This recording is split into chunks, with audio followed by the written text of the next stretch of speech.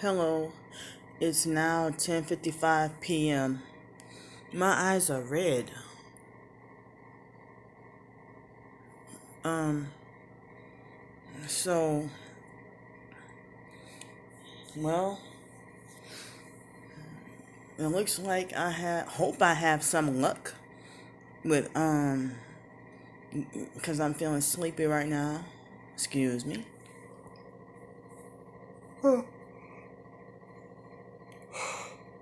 I'm sorry. Ooh, my face has gotten red. Well, my eyes red, face red, everything red. But, so, well, I had overall, it wasn't 100% perfect, but on my end, I was determined to make sure I had a good day. Make sure it wasn't ruined yesterday. And I'm glad because, I'm glad I was able to at least have a break. Of course, I think on my other channel, the main targeted by the PsychWorld channel, I can't upload videos and I can't save playlists. Plus, my playlists are hidden. So, that fake T.I. perp came and, try to make a remark on my channel. But I don't know where they get that from, trying to lie and say that the gang stalking perps don't talk to you. Yeah, they do. Not all of them, but some of them do. But that's like the lie that they say that the gang stalkers just want to get underneath your skin and annoy you, and that then they don't try to say that that the perps are pretty much trying to kill you. With the celebrities being victims of the Illuminati assassination list, because a lot of celebrities are targeted too. So this, and if we target individuals are on a terrorist watch list or this kill list or this list for eugenics, we are on pretty much the you know an Illuminati assassination list. Like we get stalked, followed, and filmed and harassed, whatever, and you know the paparazzi. The gang stalking perps. I sometimes call them the paparazzi. Except we're not high paid. We some of us are homeless, and we're not well known. Well, at least we're not world famous, or at least national wide famous, but we have some kind of hidden fame or some secret fame, but in a bad way. Um, and again, wearing that scarlet letter C of being falsely accused of crazy. But I think the scarlet letter, the lady in that scarlet letter story, she was actually guilty of that adultery, but we're falsely accused. Excuse me. But another scarlet letter T for false accusation of being a terrorist. Yep, this right here got messed up. Guess I gotta force myself to suck it up. But anyway, y'all ever use your do you ever use your cell phone camera as a mirror sometimes? Like, it's like looking in the mirror, looking at yourself. But anyway, um, so wearing a scarlet letter T for false accusation of being a terrorist.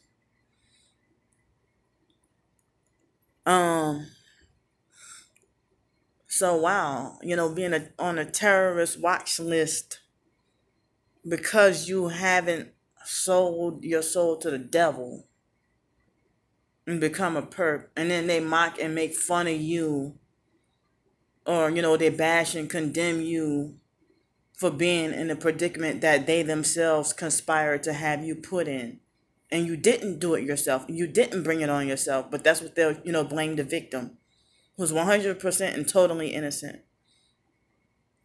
So I know in my big 3-hour video that I did earlier, I think I did get sidetracked and distracted and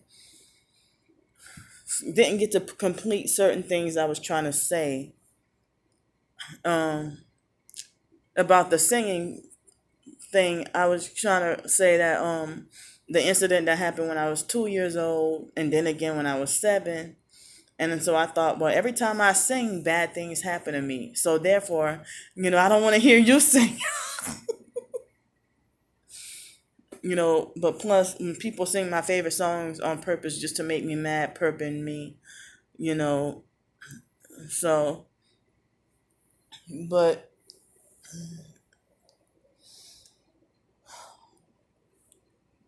it's like the idea that we have right, like we have basically little to no rights, and talking about basic human rights being deprived and forced against your will to be a slave. Guess what? I read today that human trafficking and gang stalking is considered unconstitutional, but they allow unconstitutional stuff to happen. Nothing is constitutional nowadays. Just about nobody up like the. I don't even know if some people feel like the Constitution is dead. So, um, you know, it's like the idea that you can't even walk into a restaurant and get treated equally like everybody else. You get treated like less than. And then when you call the gang stalkers out on what they do, then they falsely accuse you of being entitled and ungrateful and everything like that. But they're the ones, psychologically and mentally in all forms of terrorizing you. And they go to bed at night, without feeling any form of guilt, and they get away with, doing it again and again and again. And so the idea of innocent, harmless people being falsely accused of terrorism, that we must be eliminated, we got to go. We're considered an enemy of the state.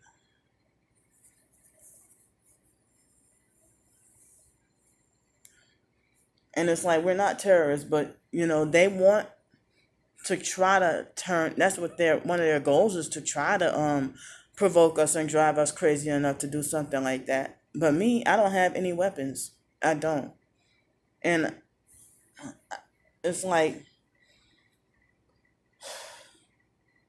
the idea I'm supposed to be, this terrorist or whatever, but if there was, like, all right, in 2005, before Hurricane Katrina, I was 22, 21, almost 22.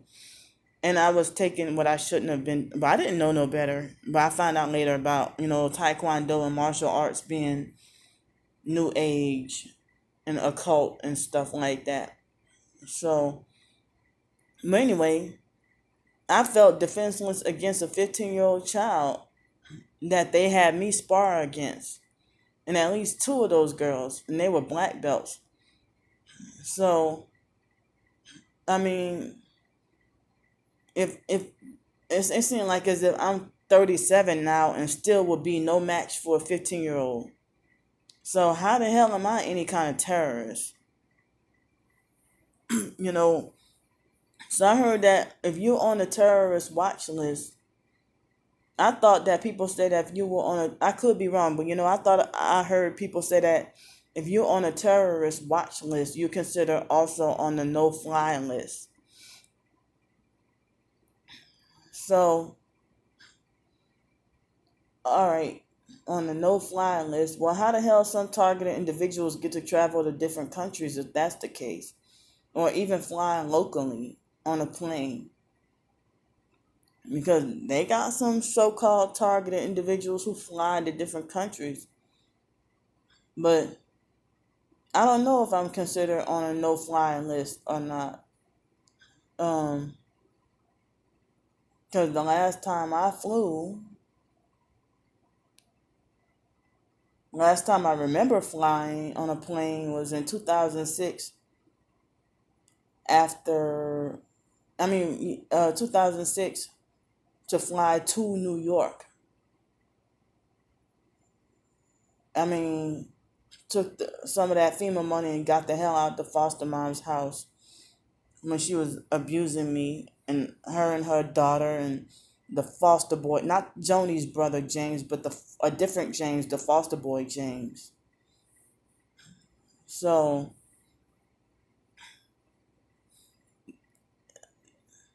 I heard that people can be placed on a terrorist watch list for any and every reason and become a targeted individual. Like if you, like I remember hearing about a 7-year-old child that got, I don't think he was put on a terrorist watch list, but he was he brought a Bible to school and then got the school sent him to get um a psychiatric evaluation just for bringing a Bible to school. I remember hearing about that. And some people say that you're considered a terrorist if you buy things in cash and not on debit card and credit card and stuff. If you don't agree to unicorns and rainbows, you're a terrorist. If you don't like McDonald's, you're a terrorist. Silly stuff. I can't believe such petty stuff. Like, or like, a neighbor gets mad at you because you report them. You knock on their door and you tell them, you know, that they accident. That they have. You ask them like, why you did you put your trash into my bin and not your own bin? And then you get into an argument. Then next thing you know, you're placed on a watch list, or you accidentally bump into somebody on Canal Street downtown in New Orleans, and you didn't mean to do it, and they accidentally slip and fall because it's a rainy day. I know that's accidental, but it's serious. But you can become, on the terrorist watch list. If you look at somebody the wrong way, you can be put on the terrorist watch list. You get what I'm trying to say. So for any and every reason, I heard some people are just put on a watch list for no reason at all. And like some people put in the gang stalking and targeting program. A lot of times I hear for revenge and whistleblowing and stuff. But some people are just like, just for pure experimentation, like, the MK Ultra experimentation, and you have done nothing, you're just purely innocent. So that's how this is a spiritual thing, why you were selected, to be, put on, like, have this happen to you. But it is a hard pill to swallow and a difficult thing to accept. to be forced to accept that none of my family members, well, at least that if they were paid off and signed a non-disclosure agreement, they would have to, play it off like they had no knowledge, and they wouldn't even care, or they wouldn't act like don't believe me, if you know, or they'll mock and laugh and act like they have some justification, like as if I deserve it, that I deserve to be put on, as a punishment. So the idea that you are deprived of the very same things, like your God-given rights, and deprived of, you know, something just basic and simple as, existing. And so if you leave a cult, you're a terrorist. So it's like, oh, there was something I was gonna say, but I forgot. But anyway, they said that targeted individuals are basically kicked out of society. And it seemed like you denied the basic simple right of, you know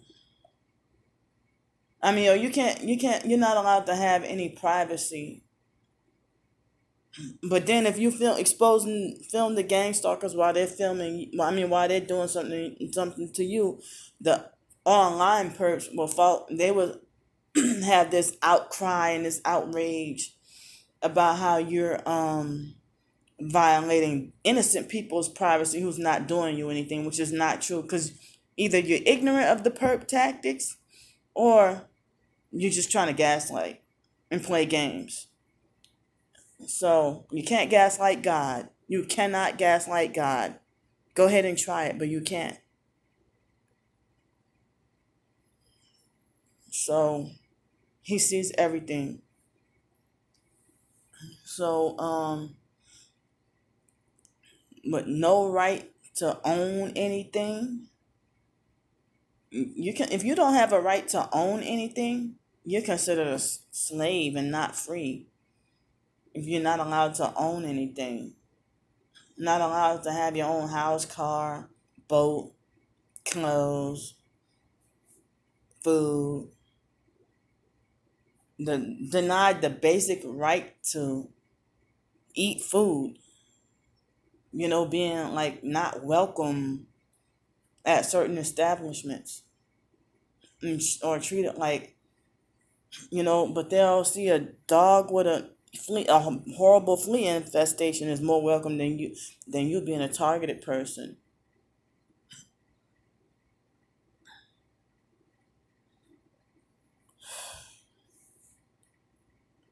Kicked out of society and not allowed to exist anywhere, banned from everywhere, a lot of times with no explanation, by people who don't even know you, or like business owners who don't even know you. I think I talked about when I was in Los Angeles and I went to try to see David Jane. That was in 2018. I went back to visit there, and when I walked into that Indian store that I've been to before, the man instantly straight kicked me out. And I was trying to figure out why and what did I do wrong. And so, and I remember that place had a reputation of having good food. I remember it tasted good, but then I had to go a little bit down the street and have food, some, also Indian food. But the food was nasty, but it was nasty and more expensive, but the people were very welcoming, and a whole lot nicer. Um, so there was something else I wanted to say, but it slipped my mind.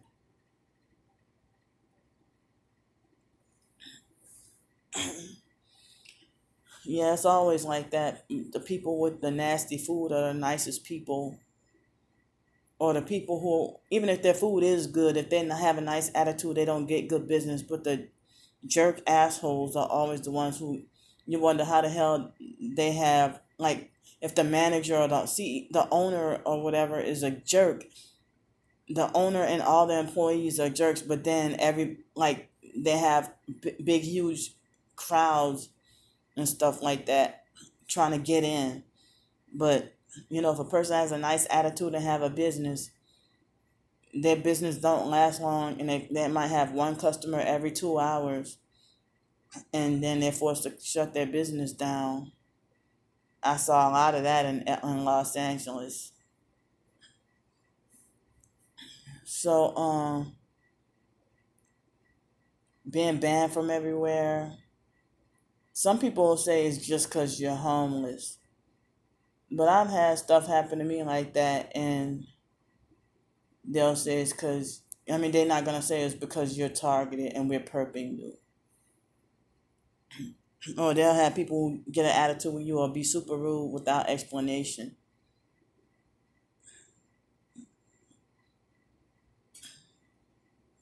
Or think they reserve the right to kick you out without explaining. And so I remember last June, after Alex did what he did, I bawled my eyes out crying, and I said everybody has rights but me. That was the day before, he ran. Well, that was the day he attempted, and I when he ran me during the time he ran me out of Pensacola, and then the next day I ended up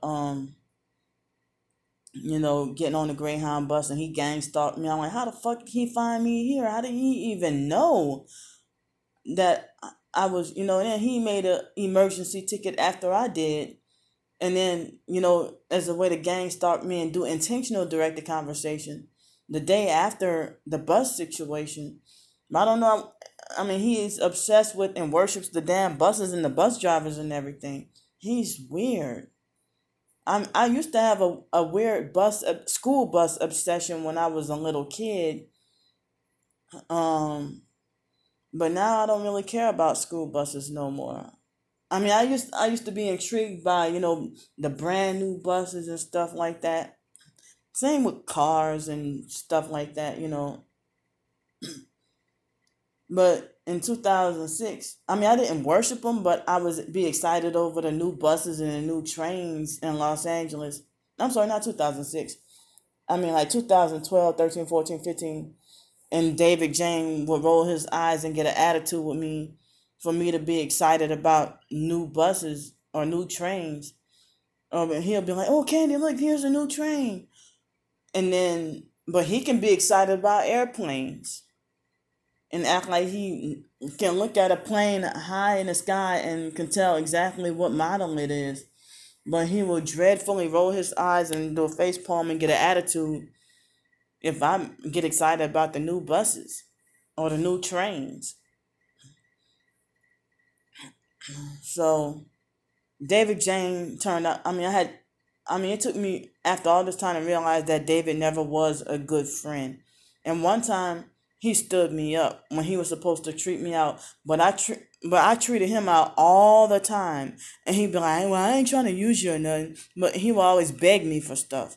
But then if I, on my own free will, go buy him something to eat, he would eat one or two bites and then purposely let it go to waste, and then be like, "Well, I wasn't hungry." I'm like, well, why did you let me buy it then? Or so I hate so-called friends like that. So I got a warning. So